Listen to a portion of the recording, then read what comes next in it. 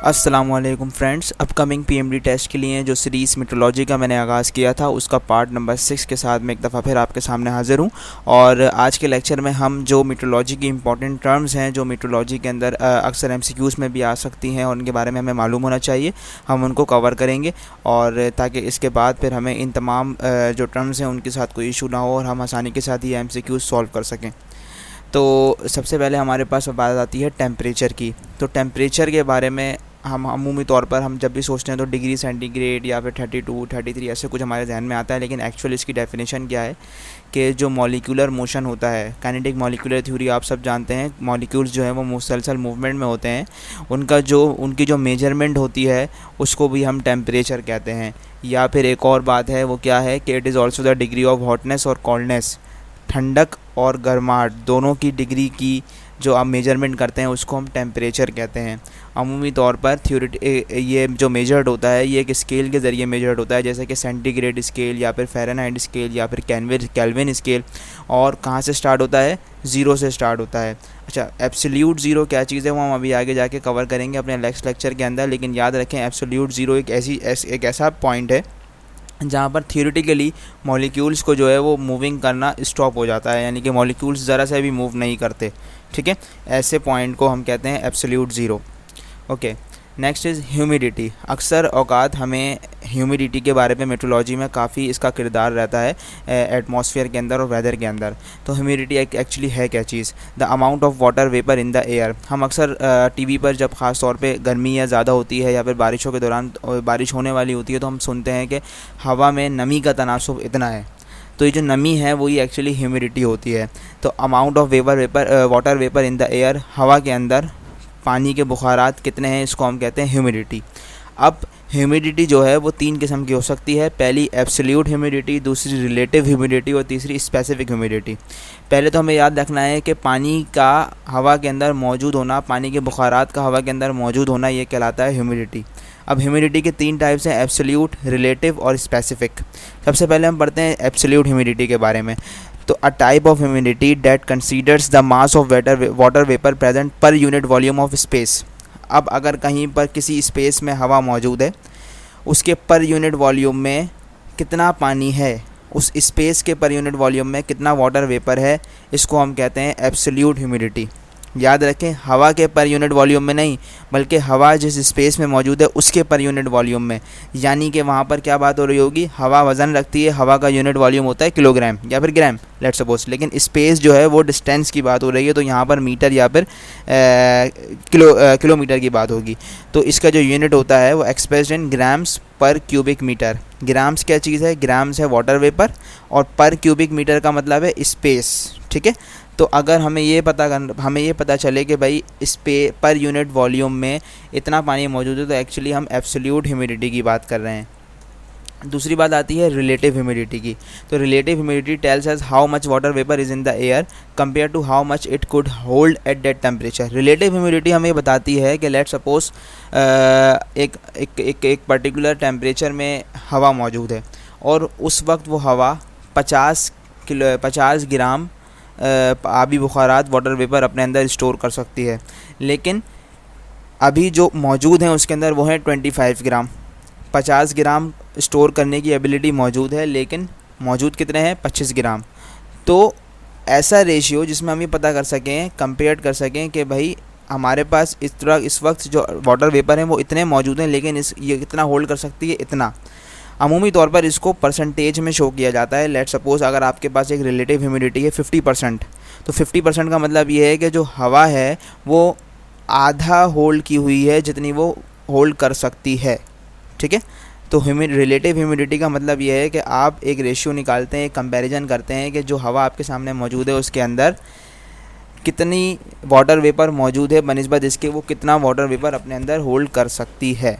Last है specific humidity. Specific humidity mass of water vapour in a unit mass of moist air. अब बात हो रही है, पहले जब हमने बात की थी एब्सोल्यूट ह्यूमिडिटी की तो उसमें हमने देखा था कि per unit space, unit volume of space, लेकिन अब क्या बात हो रही है? Per unit mass of moist air. तो अब हवा के मास की बात करेंगे तो आप देखें तो ग्राम्स ऑफ वेपर पर किलोग्राम ऑफ एयर। ठीक है, और यहाँ पर क्या था? ग्राम्स ऑफ वेपर पर क्यूबिक मीटर। क्यूबिक मीटर का मतलब है स्पेस की बात हो रही है, और पर किलोग्राम का मतलब है हवा की बात हो रही है, क्योंकि हवा का वज़न होता है और स्पेस का डिस्टेंस होता है, तो डिस्टेंस में मीटर यूज़ करते हैं और वज़न में किलोग्राम यूज़ करते हैं।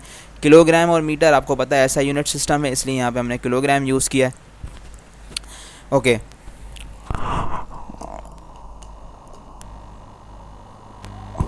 इसी के साथ अपने नेक्स्ट लेक्चर की तरफ बढ़ते हैं। Due, condensation in the form of small water drops that forms on grass on other small objects near the ground। सबसे पहले तो आपको ये मालूम होना चाहिए कि कंडेंसेशन क्या चीज़ होती है। कंडेंसेशन का मतलब ये है कि गैस का वापस पानी के अंदर कन्वर्ट होना, इसको हम कहते हैं कंडेंसेशन।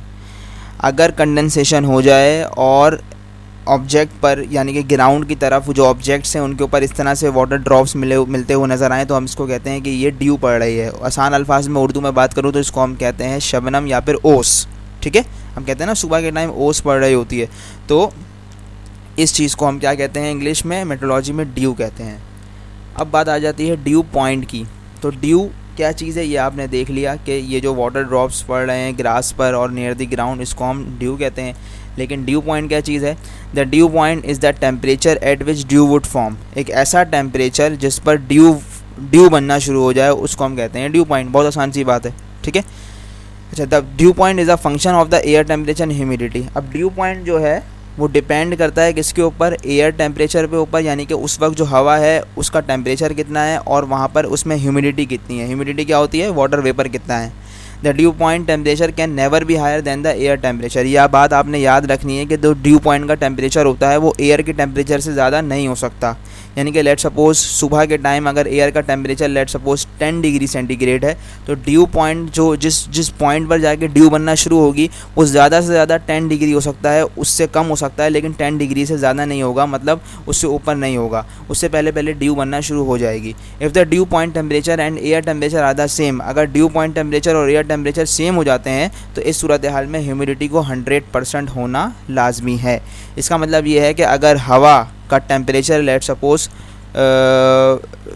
10 डिग्री सेंटीग्रेड है और उसके अंदर ह्यूमिडिटी 100% है, यानी कि जितनी वो वाटर वेपर अपने अंदर होल्ड कर सकती थी उसने सब का सब होल्ड किया हुआ, 100% वाटर वेपर मौजूद है, तो इस सूरत हाल में ड्यू पॉइंट के लिए क्या कितने टेम्परेचर पे पहुंचना पड़ेगा? उतने ही टेम्परेचर पे पहुंचना पड़ेगा जितना एयर का टेम्परेचर था, यानी कि 10 डिग्री सेंटीग्रेड। तो वहाँ पर जो ओस बनना शुरू होगी वो 10 डिग्री सेंटीग्रेड पर ही बनना शुरू होगी।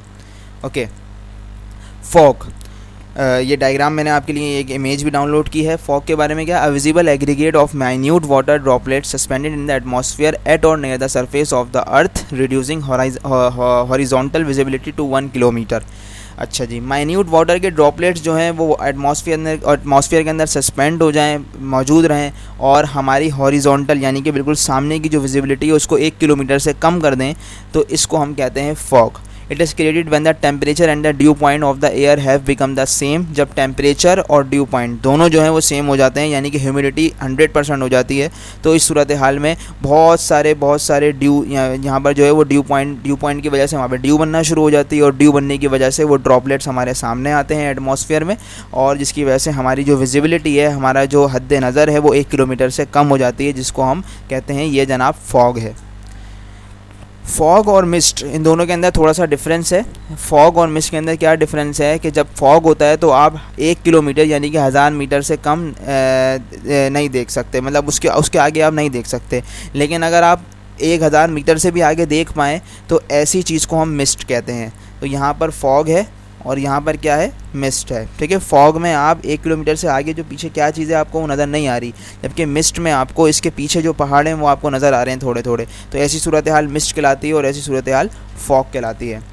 अब बारी आती है स्मोक की। स्मोक एक्चुअली 2 वर्ड अल्फाज से मिलके बनाए, एक स्मोक जो कि धुआं होता है और दूसरा फॉग जो कि हमने अभी पढ़ी थी, ठीक है, इससे पहले। Smoke is an air pollution that reduces visibility को कम कर देती है। ये डायग्राम आपके सामने है, ये जो ग्रेइश कलर की ये चीज़ है, ये तमाम ये पॉल्यूशन है, ये स्मोक कहलाता है, ठीक है।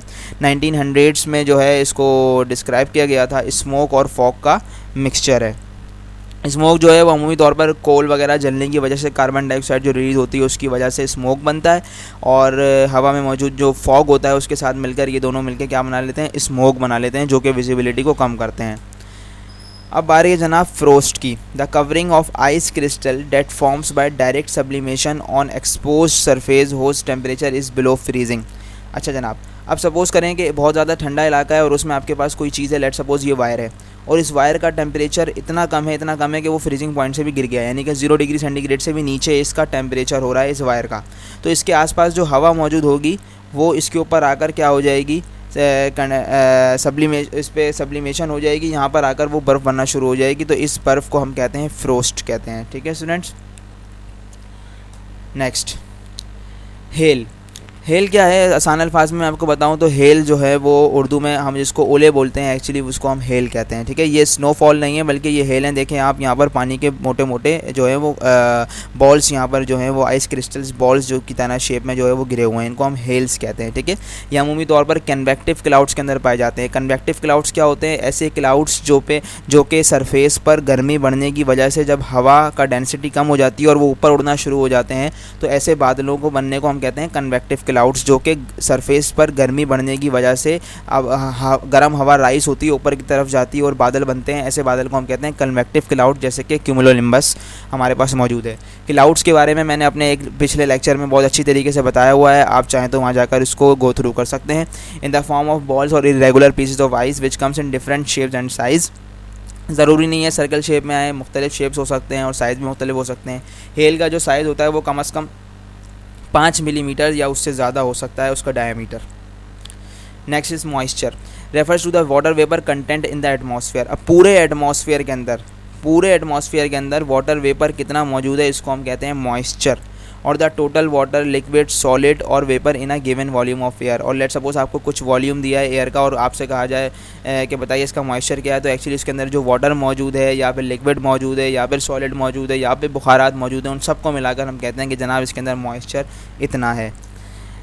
Vapour pressure, the pressure exerted by the molecules of a given vapour.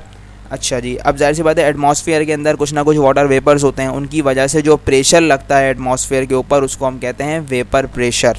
ठीक है, अच्छा, टोटल एटमॉस्फेरिक प्रेशर जो हम कैलकुलेट करते हैं उसमें वेपर प्रेशर को भी प्लस करते हैं, क्योंकि वाटर वेपर का कंटेंट उस पूरे एटमॉस्फेरिक प्रेशर के अंदर शामिल होता है।